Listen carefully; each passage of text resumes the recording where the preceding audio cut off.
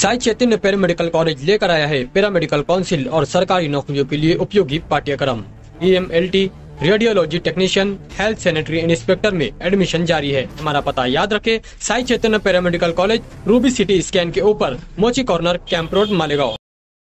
शिवसेना उद्धव बाळासाहेब ठाकरे पक्षाचे नांदगाव तालुका प्रमुख संतोष गुप्ता यांच्या दुकानात सोमवारी रात्री पोलिसांनी अचानक छापा टाकत दुकानातून 8 किलो गांजा जप्त केल्याची धक्कादायक बातमी समोर आली। या घटनेने संपूर्ण जिल्ह्यासह राजकीय वर्तुळात खळबळ उडाली। दरम्यान लोकसभा निवडणुकीमध्ये लागलेल्या निकालानंतर विरोधकांच्या पायाखालची जमीन सरकल्याने नांदगाव शहरात शिवसेना ठाकरे गटाच्या पदाधिकाऱ्यांविरुद्ध पोलिसांना हाताशी धरून ही कारवाई करण्यात आल्याचा आरोप ठाकरे गटाच्या पदाधिकाऱ्यांनी केला। गुप्ता यांच्या दुकानात आढळलेल्या गांजाबाबत चौकशी सुरू असली तरी ठाकरे गटाने मंगळवारी संपूर्ण नांदगाव शहर बंद ठेवत पोलिसांचा निषेध व्यक्त केला।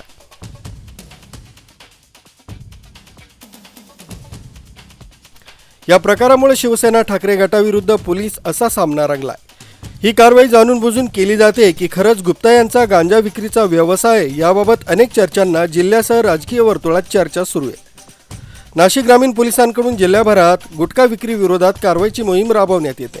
अनेक ठिकाणी पोलिसांनी कारवाई करत गुटखा जप्त केला। याबाबत नांदगाव शहरात सोमवारी कारवाई करीत असताना पोलिसांनी थेट शिवसेना ठाकरे गटाचे तालुका प्रमुख संतोष गुप्ता यांच्या दुकानात कारवाईला सुरुवात केली। या ठिकाणी पोलिसांना गांजा सदृश साठा मिळून आल्याने पोलिसांनी ही कारवाई राबवली। दरम्यान गुप्ता यांच्या दुकानात गांजा सापडल्याची चर्चा वाऱ्यासारखी संपूर्ण शहरात पसरली। ठाकरे गटाच्या पदाधिकाऱ्यांनी ही कारवाई जाणीवपूर्वक केली जात असल्याचा आरोप करीत घटनास्थळी धाव घेतली। या प्रकरणी सोमवारी रात्री उशिरापर्यंत नांदगाव पोलीस ठाण्यात गुन्हा दाखल करण्याचं काम सुरू होतं। पोलिसांनी गुप्ता यांना ताब्यात घेतल्यानंतर रात्री शिवसेना ठाकरे गटाच्या पदाधिकाऱ्यांच्या कार्यकर्त्यांनी सोशल मीडियाद्वारे या कारवाईचा निषेध नोंदवला। यानंतर मंगळवारी संपूर्ण शहर पोलिसांचा निषेध करण्यासाठी बंद ठेवण्याचा निर्णय घेण्यात आला। या निर्णयानंतर मंगळवारी संपूर्ण शहरात शुकशुकाट पसरला असला तरी या कारवाईबाबत अनेक चर्चा सुरू आहेत। News bureau, Kasmade update, Malegaon.